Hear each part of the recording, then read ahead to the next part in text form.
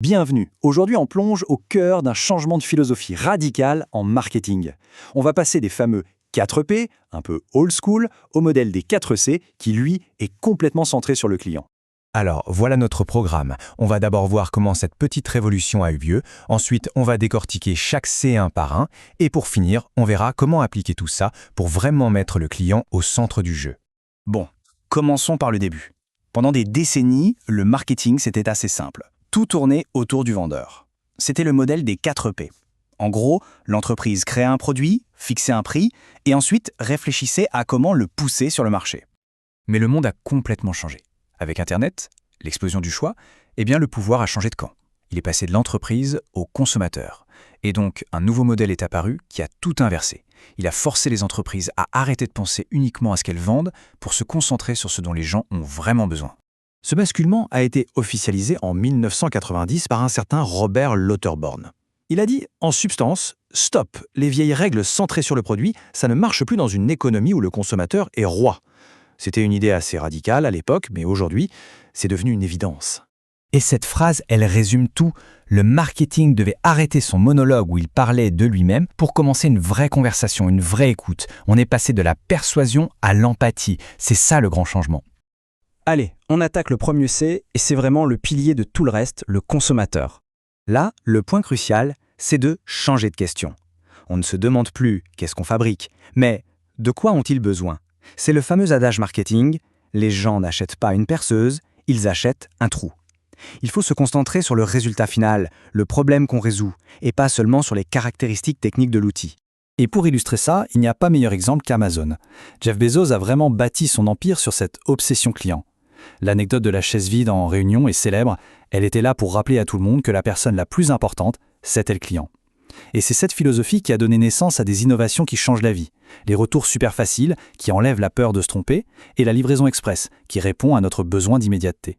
Très bien, maintenant, voyons comment le modèle 4C revisite la question de l'argent et de la logistique. Le coût, ce n'est pas juste le prix sur l'étiquette, c'est tout ce que le client doit dépenser, son argent bien sûr, mais aussi son temps, son énergie et même sa tranquillité d'esprit. Pensez à un meuble en kit, le prix d'achat est peut-être bas, mais le coût en temps, en effort et parfois en frustration pour le monter peut être énorme. C'est ce coût total qu'il faut avoir en tête. La commodité, c'est très simple, c'est le respect du temps et de l'effort du client. L'idée, c'est de rendre tout son parcours le plus simple et fluide possible. Ça va de la facilité à trouver une info sur un site, à un paiement en un clic, jusqu'à une livraison rapide et fiable. Chaque obstacle qu'on enlève, c'est de la valeur qu'on ajoute. Et là-dessus, certaines entreprises sont des championnes. Zappos, avec sa politique de retour gratuit pendant 1 an, réduit le coût émotionnel de faire le mauvais choix. Apple, avec son écosystème, offre une commodité incroyable où tout se connecte sans effort. Et Amazon Go, en supprimant les files d'attente, s'attaque à l'un des plus grands points de friction du commerce. Ces boîtes ont compris qu'une expérience sans couture, c'est un avantage énorme. On arrive au dernier C, celui qui transforme le vieux mégaphone de la publicité en une conversation. C'est un passage essentiel. On passe du monologue de la pub classique, où la marque parle toute seule, à un vrai dialogue. Aujourd'hui, avec les réseaux sociaux, les avis en ligne, les clients parlent des marques, que ça leur plaise ou non. Une entreprise qui n'écoute pas et ne participe pas à cette conversation se fait tout simplement ignorer. Netflix est un cas d'école. Chaque clic, chaque film regardé, chaque série mise en pause, c'est une forme de communication. L'entreprise écoute des millions de signaux pour affiner ses recommandations, et même pour décider quel contenu produire. C'est une conversation à très grande échelle qui adapte constamment le service à ce que les gens veulent vraiment voir. Bon, tout ça est bien beau en théorie, mais concrètement, comment on l'applique? Voyons ça de plus près. Ce tableau, ce n'est pas juste un résumé, c'est un véritable outil de traduction. Pour chaque P de la stratégie interne, il faut se poser la question comment ça se traduit du point de vue du client. Est-ce que le produit répond à un vrai besoin? Est-ce que le prix reflète le coût total perçu? C'est un excellent test d'empathie en fait. Et s'il fallait une raison purement business de faire tout ça, la voilà.